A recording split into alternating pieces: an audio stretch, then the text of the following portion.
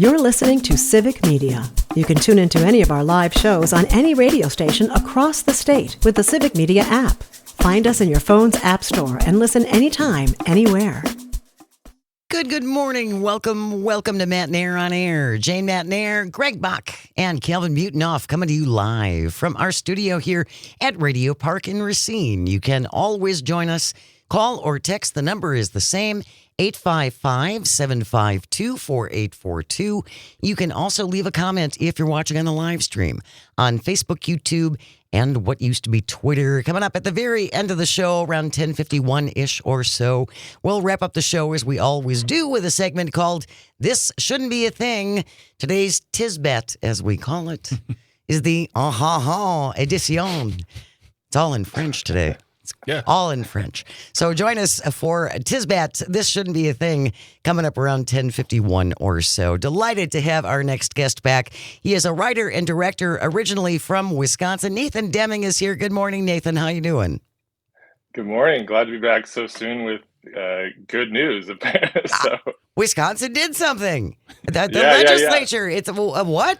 Yes, the Wisconsin legislature actually agreed and passed new tax credits for film and TV with bipartisan support. I almost choked there. Yeah, no, we couldn't have done it without Senator Julian Bradley in Milwaukee and Representative David Armstrong in Rice Lake, who I guess was in the giant spider invasion in the 70s, if you know that movie. So you got a little taste of Hollywood, and he wanted more. In Rice Lake? Yeah. We got to go back and look for the giant spider movie. No Oh, words. do you not know this movie? No. Oh, this movie is great. This is a Wisconsin cult classic. This filmmaker, Bill Rebane, you got to look him up, and you should get him on. He's amazing. He made these great horror movies. I mean, he's probably somewhat of a godfather of Wisconsin independent cinema. Bill Rebane. Yeah, Bill Rebane. All right. We'll see if we him can up. find him. Yeah, So- I bet some of your listeners know who I'm talking about. I bet you Bill Rabame's out there going, they're talking about me. Well, so Nathan, what this did was also they passed the tax credits, but if I'm not mistaken, they also set up officially an office of film. Like there's actually a department that will now handle this, like in other states. And I always use Georgia as the example because really, when it comes to modern day, like states taking it by the bull by the horn, Georgia has really led the movement on getting a film and tax like department so people can come down there and create. Yeah, so you guys were really nice, had me on a month ago to talk about this. And at the time, Wisconsin was just one of 13 states without the incentive part, and then one of 3 without a film office. It was really crazy we didn't have a film office. Right. And, so it was we were not expecting this to pass, and because I thought because the legislative window was closing, and then there's kind of all the chaos around the passing the budget in general, and then Wisconsin stunned everybody with not just this, but everything Wisconsin did was bipartisan and a pretty good deal, I think, for everybody, and so. Anyways, it avoided also a shutdown, which I think a lot of people were expecting to happen. So we were just surprised, and now we get to do the fun, hard work of making this program successful. Because you listed some states that have done some amazing things with it, and I think it's really up to us now. But I feel good about that because I think there's a lot of really talented filmmakers and actors and all kinds of people that come from Wisconsin, and especially in your area, there's a lot of industry people who live there, but they work in Chicago. Right. Right. So hopefully that changes, that they can get work in Wisconsin. Well, and that was going to be my next question for you, are the next steps. Now that this has been passed and it's been approved, is this a state working with you? Are you going to be involved in this? Will people in your industry be involved, or does the state set up the program and then it's just a matter of you applying for the tax credits, or do they seek out artists' help in putting together the language? What are the next steps? That's a good question. I think they're still being formulated. The incentives don't kick in until January, so it wouldn't be until January that bigger movies would start to plan a production if they want the tax credits. I'm a filmmaker, so I'm hoping to access those credits at some point with the production. Yeah. That would be my role. But yeah, I think something that Action Wisconsin did that was really special that I think got us a little noteworthiness of this passing too, is that this wasn't just I mean, yes, there's like an economic development angle to this, and there's other angles too that are important that might grab the attention of lawmakers, but they really made an effort to connect like filmmakers around the state and make this. I think that that's my crazy theory is I think that as Hollywood's changing and these tax incentives are driving production everywhere, that the opportunity on top of that is not just bringing in larger Hollywood productions, but stimulating more of a local like scene, like just like music or bands or something like that. Yeah, of course. So that's my excitement and hope that that's what can happen, because there's a lot of us out there and there's a lot of passion, and yeah, there's just film is kind of democratizing, so it's kind of a crazy moment. If you're just joining us, Nathan Deming is our guest. He is a writer and director, and he is from Wisconsin, but kind of bounces back and forth between Wisconsin and California. So fancy. And I want to talk about that a little bit because there are a lot of transplants that live in Southern California. Obviously, a lot of people move to Southern California for a lot of different reasons, but the movie industry is a big draw for that. I'm wondering, I just feel like now Wisconsin is being talked about in California like we're kind of cool now. Like we're a cool place to come now. I mean, but it must get discussed when you're talking to your contemporaries about where you want to work and where you want to film. I think the film industry is always changing, but we're going through changes now that, like, if you had told me like 10 years ago when I moved to LA that the film industry might be leaving LA, I'd be like, what are you talking about? You know, it's been like there for 100 years, but that's kind of the reality we're looking at. And then on top of it, I mean, since COVID, you know, the work from home thing, the way that people can connect, I mean, that affects our industry as well. And that, like, I mean, I kept talking to industry people about, like, so traditionally, like, writers' rooms for TV shows, they're all in LA, but I kept asking, like, for how long and why? Because you can write a movie now with a collaborator, and I've done this. My collaborator is like in London, and we write a movie together on Zoom, right? Sure. And that's going to keep bubbling up and happening at the corporate studio level as well. So, and then on top of it, if the unions are in trouble in LA, if, you know, if the cost of living is going crazy, you know, I know a lot of singular examples of people who they've moved to Denver, but they still write for something. So, like, I think it's going to keep flattening. And then hopefully, like, what we can do in Wisconsin is capture some of that work that's just going out everywhere, because that's more on the planning side I'm talking about, but there's also a local face to there's a very physical side to production as well when you're actually making a movie, that hopefully people will fall in love with Wisconsin, you know, people that maybe haven't been here for a bit or haven't seen it. And I've met so many people that you would not expect to be here in Wisconsin just through doing this, like, advocacy for this. There's film producers here. They're here on vacation right now. So if you're on vacation, come film here, plan a movie here. You don't have an excuse anymore. Well, and that's something we talked to Pete Schwaba about, I think last year, was there are so many, I mean, there's so much variety in Wisconsin. And really, I mean, honestly, let's be honest, every state's like that. When we talk about, hey, be nice to Iowa. Sorry. But, like, you go to a quote unquote big city, whether it's 200,000 people, 500,000 people, or a million people, you drive 25, 30 minutes outside of it, you're going to be in farmland. You're going to be in a much different space. And I think that Wisconsin has so much to offer in that. And Pete, one of the things Pete was saying, though, was it was so hard to access funding because with no tax credits and no program in place, there were just artists who just chose not to film anything, not to do anything, because they wanted to do it here.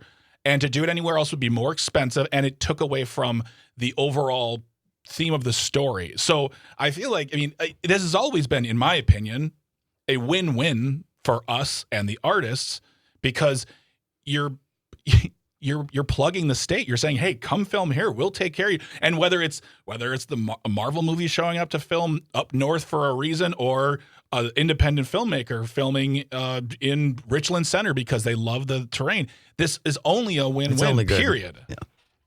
Yeah, and it's like even the content doesn't matter. Like I know that probably the Wisconsin Department of Tourism would like movies with blue skies and Christmas themes or something like that, or Mhm. like a rosy image of Wisconsin.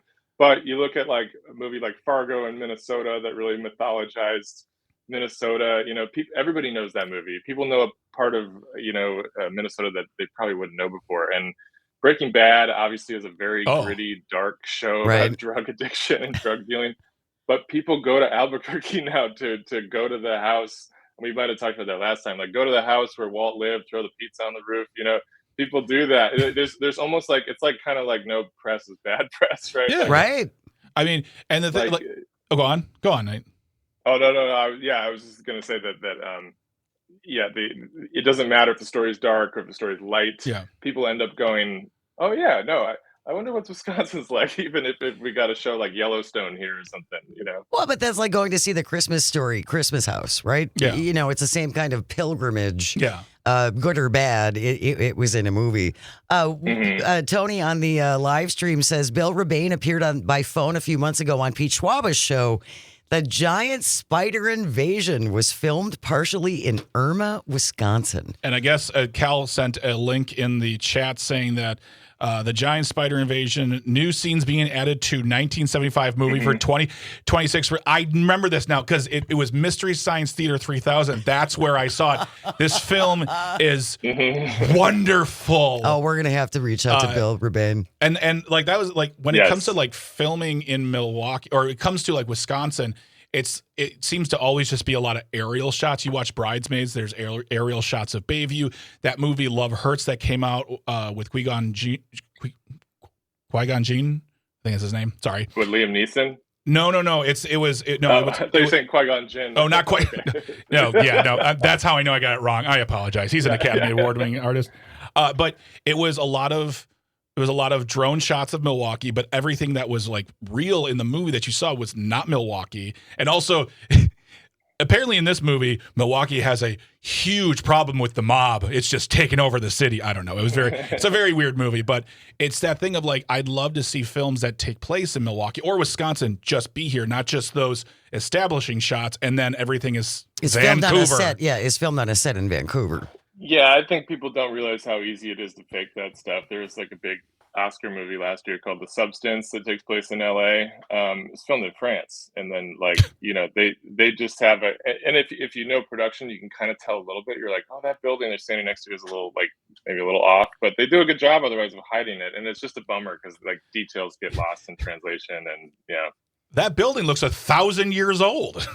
It's an old area of California. It's a really old area of LA. Yeah. And I want to ask you a question. Actually, I want to ask you a question about Los Angeles when we come back from the commercial. But yeah, because you mentioned something about filming in Los Angeles, but we'll talk to you more about that. We'll continue our conversation with Nathan Deming on the other side. Stay with us. You are listening to Matt Nair on Air.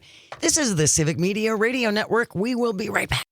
You're listening to Civic Media. Stay up to date on the latest news and information for your local community and Wisconsin by signing up for our free email newsletter. Visit civicmedia.us/email to get started.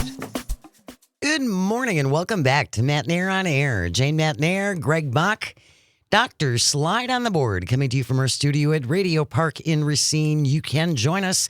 Call or text at 855-752-4842. You can also leave a comment if you're watching on the live stream on Facebook, YouTube, and what used to be Twitter. Todd Alba Show and Matt Nair on Air going on the road this week. Tomorrow we will be broadcasting from Oshkosh.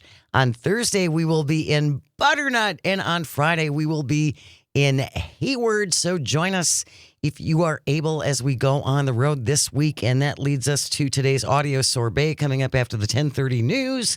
Audio sorbet where we take a break and get away from the news and talk about silly, lighter things. So we're going to talk about favorite road trips and road trip mishaps. Mm-hmm.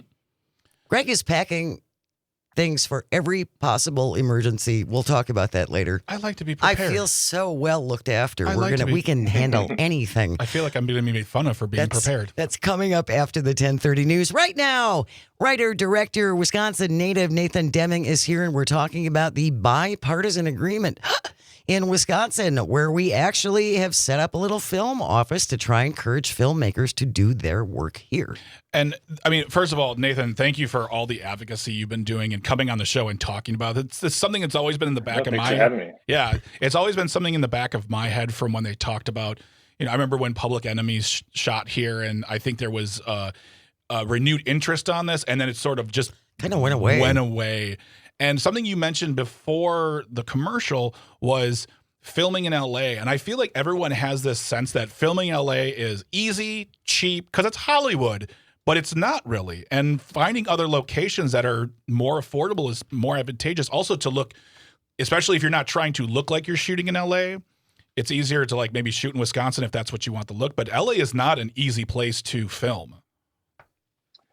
No, it's kind of hard to understate how many things are rocking LA right now. I mean, there were the fires, COVID, like there's a million things. And I think people outside of filmmaking are often surprised at the pipeline, of like movies take years to go from an idea to a script to filming to being released, like I watch Q&As now where they try to brag, oh, I can't believe this was 5 years ago we thought about this, and you're like, 5 years, that's really short, because it can take 10 years, Nathan, can't it?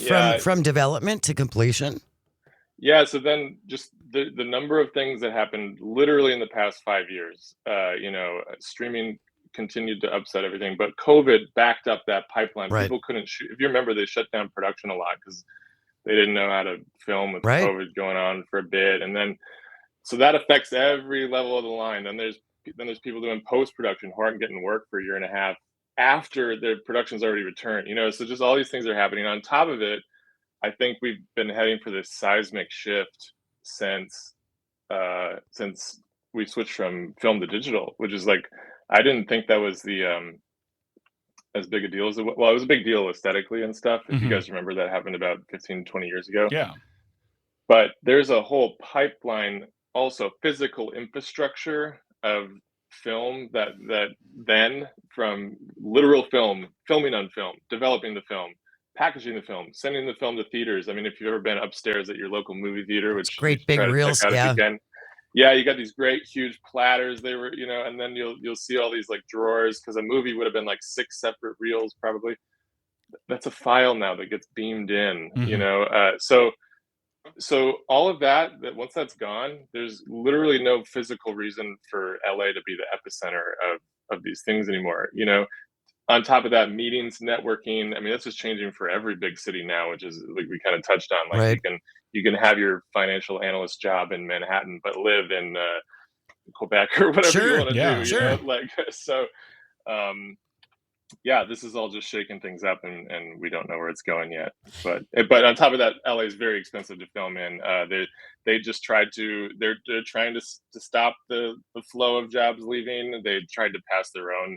They tried to up their own credit program, which will probably help. But on top of their tax program, which is like the same as ours, they have all these bureaucratic nightmares that are there because there's 100 years of film history there that aren't going away. And if you want to film in a gas station in LA, they'll be like, okay, $2,000, for an hour. If you want to film in a gas station in Milwaukee, they're going to be like, cool. Great. Come on. Yeah. Exactly. Come film me. Yeah, please. Just stay 2 days. Just buy some snacks. That's all I ask. Just buy some snacks. That's fine.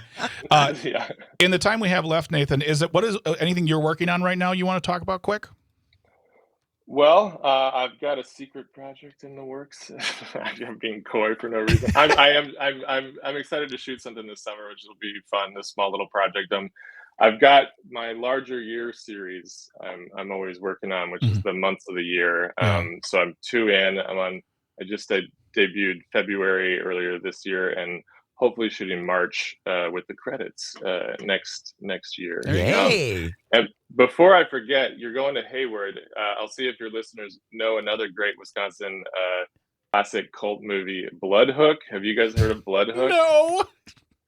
Okay, look up Bloodhook while you're in Hayward. Right. I think they show it every year. It was filmed in Hayward in the 80s. It's all about, I haven't seen it, but I know it's about like a group of fishermen during a during a muskie fishing tournament, and then there's like a serial killer who used the hook to like. All I'm going to say is, of course there is. one of my favorite comedian, Patton Oswalt, has a joke about a movie called Deathbed, the bed that eats people. It was made in 1977 and was released like 10 years ago. And when I hear Blood Hook, I think Deathbed, the bed that eats people. Yeah. High art, my friends, high art. Well, we got. Let's stay in touch and keep us up on what you're involved with. And if you're looking for cast members, hi. People are available. People are available. Okay, we'll call you. Yeah, don't call me. I'll Greg, call I you. need a guy with a big beard, so this could work. Okay. Nathan Deming, thank you so very much for your time. Really appreciate it. Stay with us. You are listening to Matt Nair on Air on the Civic Media Radio Network. Good morning, and welcome back to Matt Nair on Air. Jane Matt Nair, Greg Bach, Calvin Nader on the board, coming to you from our studio at Radio Park in Racine, where you can join us. Call or text at 855-752-4842. Leave a comment if you're watching on the live stream on Facebook, YouTube, and what used to be Twitter. Coming up in about 15 minutes, we'll wrap up the show, as we always do, with This Shouldn't Be a Thing. Today, it's the edition. Stay tuned for that. It's the first This Shouldn't Be a Thing where our that title part of it, the second half of the title, totally in French. See, we're multilingual. We are cultured. Yeah, cultured. That's us. Yeah, I got culture coming out of the wazoo. And we're taking our culture on the road, baby. Matt Nair on Air and the Todd Alba Show. We are hitting the road. Todd is on his way here to Radio Park in Racine right now. He is going to be broadcasting his show today from 2 to 4 from Radio Park in Racine. And then we are road tripping it, baby. We are going to Oshkosh. We're going to be broadcasting from the EAA Museum tomorrow. So we'll have our show from 9 to 11, and then a little break, and then Todd will broadcast from there from 2 to 4. Then we jump back in the truck. We head to Butternut. So excited. It's very exciting. We're very, very excited. We are very excited. We're gonna broadcast on from Butternut. We're gonna talk to Kathy Meredith. She is the owner of Fanatical Fish Art Gallery. Mm-hmm. I cannot wait. You are going to be in fish heaven. Fish heaven. Yeah, absolutely. And then Friday we wrap it up in Hayward. In Hayward, we are going to be at The Lot. Yes, which is a dedicated space for entertainment. It's a great spot. You can come out and watch the show. We're out right there in public. Yeah, we're going to have fun. We're going to have a lot of fun. So stop by. I know Todd is bringing his big coffee pot. Yeah, I'm just hearing about this big coffee pot now. Yeah, he's got the big coffee pot that we brought last time when we went on the road. So if you stop by, we can give you coffee in the morning. I'm going to pick up Kringle on the way out of town. So tomorrow morning, we will have coffee and Kringle when we're at the EAA Museum. What kind of Kringle are you going to get? I think I'm going to get the cranberry cherry cheesecake. It's so good. It is so good. It might be gone by the time we get to Oshkosh. And then we'll pick second up, Kringle. Then we'll pick up bakery as we go along and then bring it the next day. So we would love to meet you. That's part of the whole thing while we're going on the road is to say hello to you. Meet you, greet you, pick a picture with you. Absolutely. Might bring along a little swag. T-shirts. Oh, there we are. We got some T-shirts. And some stickers. And stickers. We have T-shirts and stickers. So stop by and visit. We would love to meet you and just hang out. It's going to be a lot of fun. Very, very much looking forward to it. So join us tomorrow. Yes, we were broadcasting from Oshkosh. EAA gets underway next week, so we're going to do a little preview about that. Very excited. So that has led us to today's audio sorbet. Our sorbet, where we take a breath and get away from the news and talk about other lighter things. Today's audio sorbet, road trips and mishaps. Road trip mishaps. 855-752-4842. Road trips and mishaps. Yeah. Any of your stories you would like to share, we would love to hear about it. I think we all have 1 or 5. Depending upon how many. We didn't do family. We didn't take road trips when I was a kid. There's a lot of you. There were a lot of us. There were 6 kids, and then Dad was a funeral director, so we never went out of town. Correct. Yeah. But I know a lot of people did family vacations in the station wagon or whatever, or even just older. You take a road trip. Oh, I didn't expect that to happen. I am definitely a child of that. Probably the last generation, or maybe millennials did this. I'm not sure. That did road trips? Well, no, did the all right, kids, we're going to spend the next 2 weeks on the road. Get in the station wagon. We're going to put the thing on top of the car. You did do that? Oh yeah, we did that. We would drive. We went to Florida. There was times that we had friends in Atlanta, Colorado. But I remember we would always leave at like 4 a.m. Oh man! And Dad insisted, right, that you hit the road early to skip all the traffic and to make good time. Oh God! You got to make good time. That is an infectious. I don't know if that's a Wisconsin thing. I don't know if that's a man thing. I have no idea. I have to imagine that there are a lot of people who feel this, but I, as a 47-year-old breathing human on this earth, still to this day, it doesn't matter if it's a 10-minute drive or a 4-hour drive. If I make good time, I'll be like, I made good time. And that's the victory. Mm-hmm. That's the win in and of itself. But you're leaving at 4 o'clock in the morning. It's dark. And as a kid, I can remember being just amped, so excited. All right, we got to go to bed early tonight because we're getting up early to get on the road. And I just could not sleep. Couldn't sleep because we were so excited. We're going on vacation. But then, and please tell me if you, we had a station wagon, mm-hmm. and my sister was older and still is, and we would have half of the station wagon back seat packed. Right. We'd have something on top, and then she got the other side as her quote unquote bed. I slept either when I reached a certain age on the passenger seat or in the back seat. When I was very little, I'd sleep in the section between the front and the back seat. They put pillows down, and that would be God. Yeah, real safe. Safety first. Real 80s. They could just have another kid. It's fine. You think that was bad? I grew up in the 60s. We had the station wagon where the very back had bench seats where you sat facing each other. Oh, we had the seat where you sat and it faced backwards, so you would just you would see it where you were. Yeah. 855-752-4842. We're talking road trips and mishaps and memories. 855-752-4842. Jenny on the live stream sharing biggest road trip mishap that led to the best road trip. Our destination was Memphis. Our hopper flight from Milwaukee to Chicago was late 2 hours. Once we got to Chicago, we chose to drive the Great River Road to Memphis. Saw an outstanding ghost town in Cairo, Illinois. Went through Kentucky, Arkansas, and more of Tennessee than we expected. Road trips. Air travel forever and always. Better than, it's, I go back and forth. I love the idea of a road trip. And as he says this just before he's about to hit the road, mm-hmm. but there is an impatience in me that just wants to be there. To get there. Yeah, so that's I want to get it started. One of the things I'm going to really work to do with you and Todd is just enjoy the open road. Because I know we have a schedule. We'll get there when we get there. Right. Everything will be fine. So it's not about like, when are we going to get? Hurry up. Everything's taken. We're just going to enjoy, and I'm sure there'll be lots of singing. There is going to be singing. Oh boy. I've been warming up. And practicing. Oh boy. It's like practicing karaoke. 855-752-4842. Road trips and mishaps. Anything you would like to share? Ollie from the Northwoods is on the line. Good morning, Ollie. Thanks for joining us. Good morning. We had a wonderful life when we were young. My dad was in the Army, as everyone knows, and whenever they had vacation time, we would throw the tent on the old Opal station wagon, and mm-hmm. off we'd go like a bunch of vagabonds. And sometimes we'd camp overnight in a farmer's field after asking, of course, and mm-hmm. sometimes we'd go to a park, whatever was on the road. Right. And we had lots of good times. And one time, apparently, we were having such a good time that when we packed up, we got a little ways down the road, and my mom realized that she forgot one of my sisters.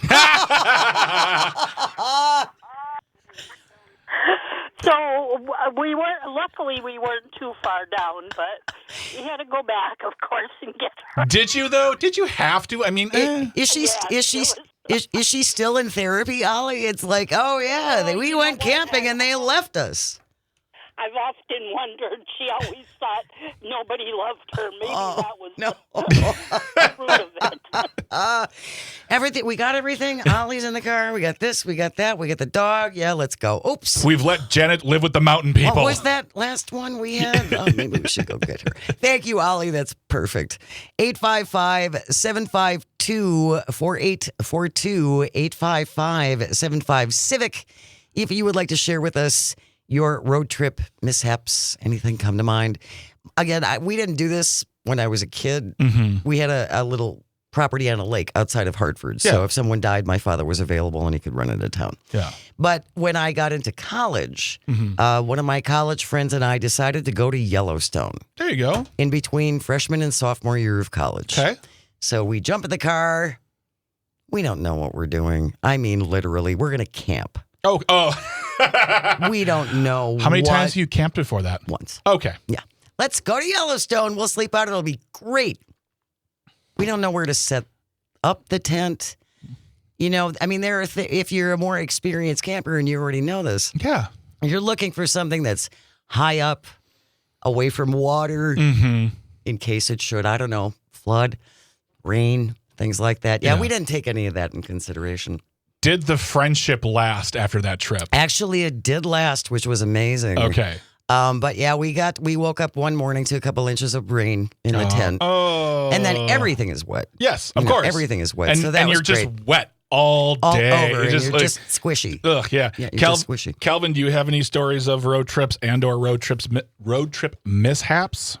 Well, so growing up from the time when I was like probably in second grade until I was like fourth grade, we only had it for like 2 summers, but we had a trailer camper. Mm-hmm. And we never really had got into too many mishaps, just typical parents arguing over directions and whatnot. Yeah. I told you to take a right, Yeah. right? Exactly. I told you to take a right. We went to St. Louis for Thanksgiving one time. That was probably the weirdest thing we did. And it was really weird. We like camped in a parking lot. It was For Thanksgiving? Yeah, we went with our camping friends, and I think the real reason was the casino in St. Louis, but I don't know what it had to do with Thanksgiving. I remember one year we were going to go, I think it was we were going to take that trip to, we went to Atlanta a few times to visit friends, and we were going to go down there, or it may have been a Florida trip, but my dad had rented an RV camper. Not a big one. Yeah. Just, enough. Yeah. And he decided to do like a test drive, and we drove it to my Uncle Mike's house. And of course, I'm a kid. I'm a little kid. So I'm like, this is amazing. This is the height of luxury. And I guess nobody else liked it but me, because that camper went goodbye immediately. Wow. We ended up taking our car because I think my father said, I'm not doing can't it. drive this. No, this is not happening. Not happening at all. So yeah, I vaguely remember that weird camper. But once again, anything having to do, when you're a certain age, anything happening to do with a vacation, a trip, especially if you're getting off from school. Oh, yeah. You are so excited. You're counting the days, and then you're here, and then you're like, oh my gosh, I'm in another state. Absolutely. Hey, if you have any suggestions, by the way, of places we should stop on our road trip, you can send those in real quickly, and you can send them into Todd later on this afternoon, too. Jeff from Caledonia says, if you guys like cheese curds while you're on your way to Oshkosh, go to Union Star Cheese. It's about 15 minutes from Highway 45. Neat shop. Thank you, Jeff. We will try and do that as we head out later on this afternoon. When we return, we're going to wrap up the show with This Shouldn't Be a Thing. Today it's the edition. Stay tuned. You're listening to Matt and Air on Air on the Civic Media Radio Network.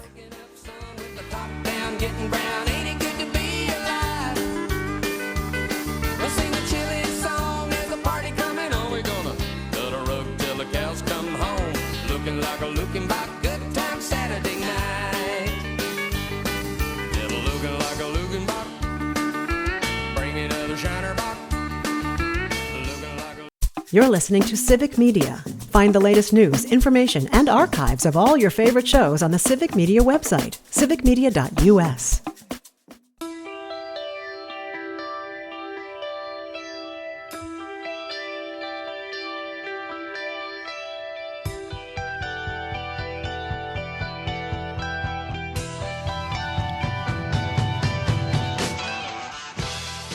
Welcome back to Matt Nair on Air. Jane Matt Nair, Greg Bach, Calvi on the board, coming to you from our studio at Radio Park in Racine. Join us, call or text at 855-752-4842. You can also leave a comment if you're watching on the live stream on Facebook, YouTube, and what used to be Twitter. Matt Nair on Air and Todd Alba Show. We are hitting the road. After Todd's show today, he will be broadcasting here from Racine from 2 to 4, and then the three of us are loading up the rental. Mm-hmm. That should be interesting. Yeah. And with my road kit. I know, you are like king of safety. I am. We have everything we could possibly need. Do we have flares? All right, you know what? I didn't pack flares. We gotta have. If we have a car safety I kit, may I or think may we not need be flares. legally not allowed to hold road flares because of the incident of 1998. But we've got, in case the tires go flat, we've got a drill in case we have to get the tire off. We are good. Yeah, and I have AAA. So, well, there we go. Join us tomorrow as we broadcast from the EAA Museum in Oshkosh. If you have the opportunity, swing by and say hello. And then on Thursday, we will be in Butternut. Butternut. And Friday, we will be in Hayward at the Lot. So if you're in the area, please stop by and see us. We would love to meet you. 10:54, Calvin. That means it's time for This Shouldn't Be a Thing. As always, if you have a thing you think should not be, send it into Greg and me at janesays@civicmedia.us. This is from France 24. France 24. Calvin found this. France 24 headline reads, French prisoner escapes from Lyon jail by hiding in cellmate's luggage. And on the next Looney Tunes cartoon. French officials are investigating how a 20-year-old inmate who was serving several sentences managed to escape from the prison near Lyon by hiding in the luggage of his cellmate. I know how. He's bendy. He's very bendy. The 20-year-old prisoner escaped on Friday. The inmate was serving several sentences. The prison service says, quote, he took advantage of the liberation of his fellow inmate to hide himself in his luggage and get out, unquote. Did the released inmate know this? Well, for one thing, it's very heavy. I was going to say, what does this guy weigh, 80 pounds? I mean, I'm sorry. I know this is so American of me, but all I can imagine is just a guy in a striped shirt, a beret, and white face paint. A mime. He's a mime escaped from prison. I'm horrible. This is why the world hates us, but I can't not. How did you catch him? The suitcase was on fire, was smoking. Right. The escaped prisoner was also investigation into a case linked to organized crime. An internal investigation is now underway. Prosecutors in Lyon say they have opened their own investigations, but they don't know where he is. You said organized crime? Organized crime. I take back every joke I just said. I'm sorry. France is an amazing country. Didn't Please do mean not it. hunt me down. Complete or anything joke. Like Yep. Yeah. Well done. I mean, honestly, well, okay.